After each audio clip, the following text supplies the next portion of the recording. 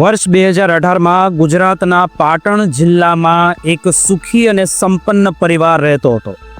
ઘરના વડા નરેન્દ્રભાઈ પટેલ, તેમના પત્ની, પુત્ર જીગર પટેલ, પુત્રવધુ ભૂમિ અને પૌત્રી માહી સાથે ખુશીથી જીવન પસાર કરી રહ્યા હતા. તેમને આયરન અને સ્ટીલનો મોટો બિઝનેસ હતો અને પુત્રી કિન્નરી એક ડોક્ટર હતી જે ડેન્ટલ હતી અને પરિવારમાં ખુશીઓની કોઈ કમી નહોતી. પણ આ ખુશી પર અચાનક જ એકદમ ગ્રહણ લાગી ગયું. પુત્ર જીગરની તબિયત અચાનક બગડવા લાગી. વિચિત્ર બેચેની, વાયના હુમલા અને નજરની કમજોરી. ડોક્ટર પાસે ઘણા ચેકઅપ કરાવ્યા પણ કોઈ બીમારી પકડાઈ નહીં. આખરે જીગરનું રહસ્યમય સંજોગોમાં મૃત્યુ થયું. પરંતુ આ ઘટના પછી જે બન્યું તે વધુ ભયાનક હતું. જીગરના મૃત્યુના થોડા જ દિવસોમાં તેની 14 મહિનાની માસૂમ દીકરી માહીનું પણ એ જ રીતે મૃત્યુ થયું. પરિવારમાં શોકનો માહોલ બની ગયો. પણ એક સભ્ય એવો હતો જેના ચહેરા પર કોઈ દુઃખ નહોતું. તે હતી પરિવારની દીકરી કિન્નરી. શું આ રહસ્ય મૃત્યુ પાછળ તેનો કોઈ હાથ હતો?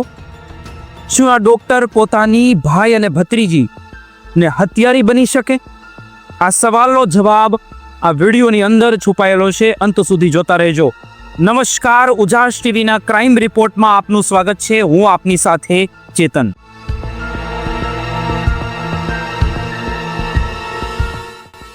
વર્ષ 2018માં ગુજરાતના પાટણ જિલ્લાના કલ્યાણ ગામમાં એક પૈસાદાર પટેલ પરિવાર રહેતો હતો. પરિવારના વડા નરેન્દ્રભાઈ પટેલ, તેમના પત્ની મધુબેન પટેલ, પુત્ર જીગર પટેલ અને પુત્રી કિન્નરી પટેલ હતા. જીગર પટેલના લગ્ન થઈ ચૂક્યા હતા અને તેમની પત્નીનું નામ ભૂમિ પટેલ હતું. આ દંપતીને એક સુંદર પુત્રી હતી જેનું નામ તેણે માહી રાખ્યું હતું. નરેન્દ્ર પટેલનો અમદાવાદમાં આયરન અને સ્ટીલનો મોટો બિઝનેસ હતો.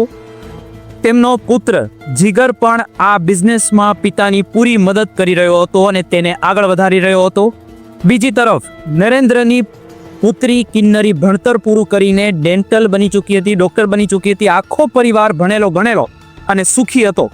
તેથી તેમનું જીવન પણ ખૂબ જ આનંદમય પસાર થઈ રહ્યું હતું.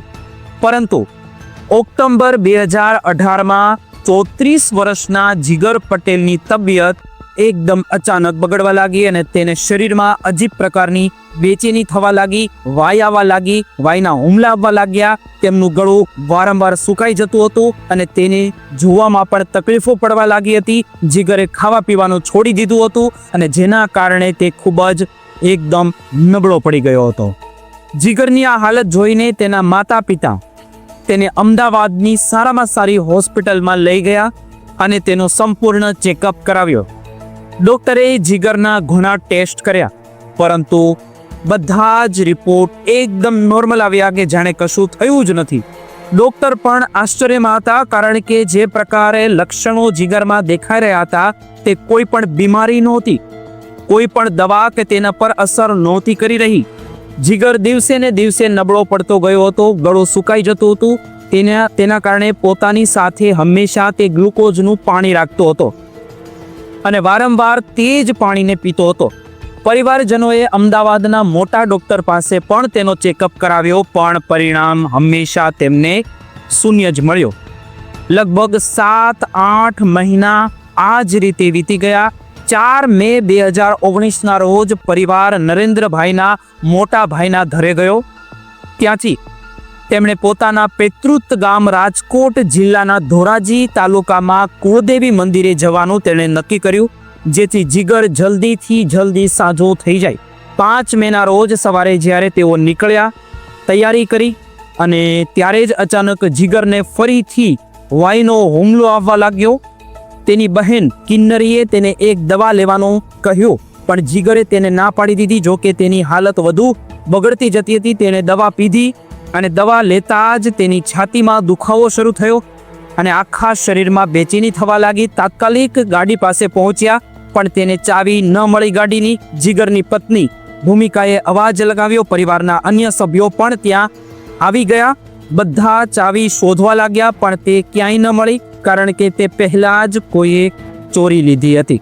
આખરે બીજી ગાડીમાં તેઓ જીગરને હોસ્પિટલ લઈ ગયા પરંતુ ત્યાં પહોંચતાની સાથે જ જીગર પટેલનું મૃત્યુ થઈ ગયું. હોસ્પિટલમાં ડોક્ટરોએ જીગરના પિતાને નરેન્દ્રભાઈને પોસ્ટમોર્ટમ કરવા માટે ત્યારે કહ્યું હતું, પણ તેમણે ના પાડી દીધી. પરિવારને લાગ્યું કે આ કુદરતી મૃત્યુ છે, કારણ કે તે લાંબા સમયથી બીમાર હતો. ડોક્ટરે પણ હાર્ટ એટેકનું મૃત્યુનું કારણ બતાવ્યું એમને, અને નરેન્દ્રભાઈએ પુત્રના અંતિમ સંસ્કાર પણ કરી દીધા. જીગરના મૃત્યુના 25 દિવસ બાદ 30 મેના રોજ તેની પત્ની ભૂમિ પણ જીગર જેવા જ તેના લક્ષણો તેમના શરીરમાં દેખાવા લાગ્યા, અને તેના શરીરમાં વિચિત્ર બેચેની અને વાહીના હુમલા તેને પણ શરૂ થવા લાગ્યા. પરિવારજનોએ તેને તરત જ હોસ્પિટલમાં દાખલ કરી. તે સમયે ભૂમિની પુત્રી 14 મહિનાની દીકરી માહી ઘરે એકલી પારણામાં સૂતી હતી. કિન્નરીએ નરેન્દ્ર અને તેના ભાઈ અને તાઈજી ઘરે હતા. થોડી જ વાર પછી કિન્નરીએ જોયું કે માહીને પણ વાઈના હુમલાઓ આવી રહ્યા છે. આ જોઈને ગભરાઈ ગઈ અને તેને તાઈજીને જાણ કરી. તાઈજીએ બાળકીને તરત જ હોસ્પિટલ લઈ ગયા, પણ ડોક્ટરે તેને મૃત જાહેર કરી.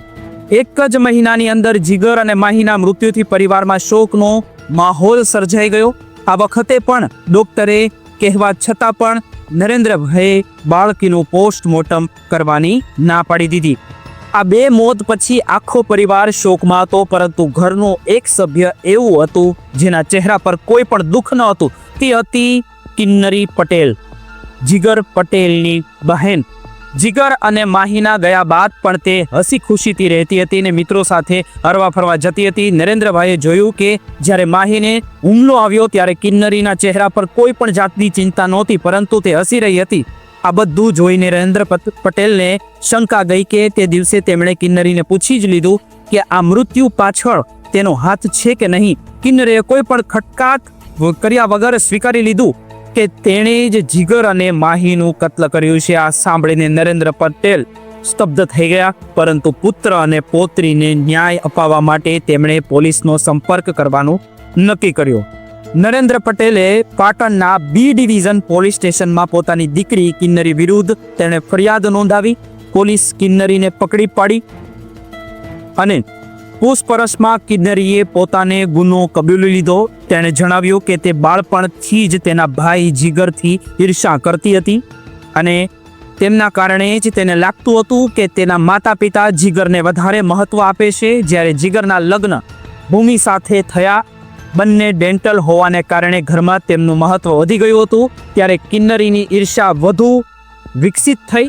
તે નરેન્દ્ર પટેલને કરોડોની સંપત્તિ માટે એક વારસદાર બનવા માંગતી હતી. તેથી તેણે ભાઈ અને ભાભી સેશન કાર્ડ 4 એપ્રિલ 2022ના રોજ કિન્નરીને જીગર અને માહીની હત્યા થતા ભૂમિના હત્યારા પાછળ પ્રયાસ કરવાનો પણ 50,000નો દંડ ફટકાર્યો.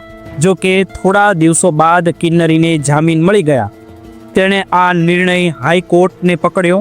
31 માર્ચ 2023ના રોજ હાઈકોર્ટે લોઅર કોર્ટના નિર્ણયના સસ્પેન્ડ કરી દીધો અને કિન્નરીને ફરીથી જ્યુડિશિયલ કસ્ટડીમાં રાખવામાં આવી. અને હાલમાં કિન્નરી જામીન પર જેલની બહાર આવે છે અને કેસ હજુ પણ હાઈકોર્ટમાં ચાલી રહ્યો છે.